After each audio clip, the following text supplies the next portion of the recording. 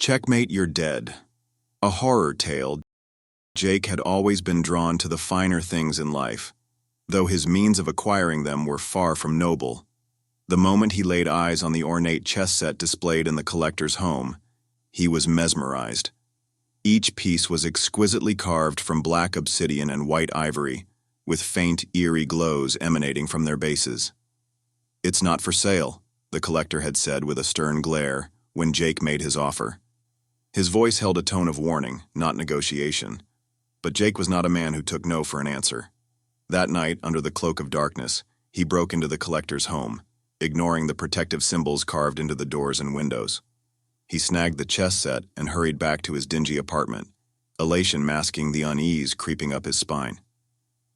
The next evening, Jake invited his two closest friends, Mark and Brian, over for a friendly game of chess. As they arrived, Jake proudly displayed his new treasure, boasting about its supposed rarity. "Let's see if you can beat me, Mark," Jake challenged, setting up the board.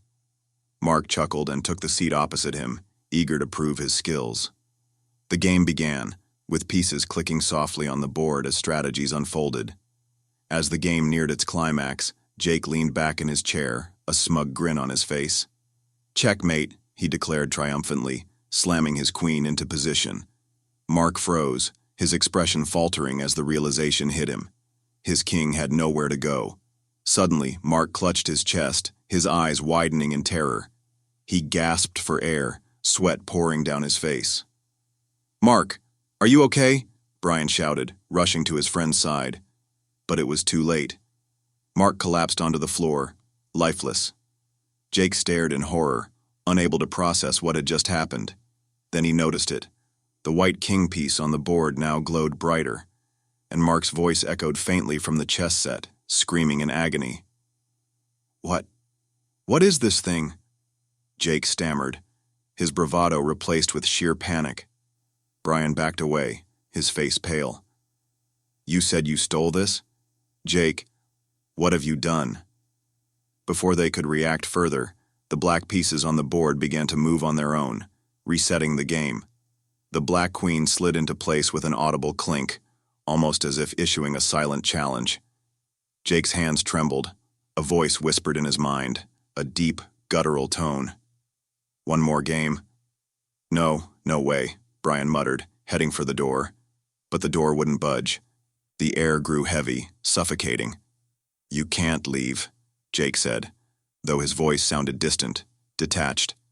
His hands moved involuntarily, setting up the pieces. He looked at Brian with wide, fearful eyes. I think it won't let us." Brian reluctantly sat across from Jake, his hands shaking as he touched the pieces. The game began, each move filled with dread. As the final pieces fell into place, Jake whispered, "Checkmate," his voice trembling with sorrow. Brian screamed, his body convulsing as he fell to the ground, lifeless. The black night on the board glowed, now emanating an eerie hum.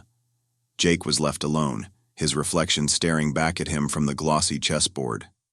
The whisper returned, louder this time. "Your turn." The door creaked open, but it wasn't an escape. The collector stepped inside, his face grim. "I told you it wasn't for sale," he said, his voice echoing unnaturally. Jake's screams filled the room as the pieces moved on their own again, sealing his fate. The cursed chess set sat silently on the table, its glow fading to a soft hum, waiting for its next players. Don't forget to like, comment, and subscribe for more spine-tingling tales. And turn on notifications to never miss an episode.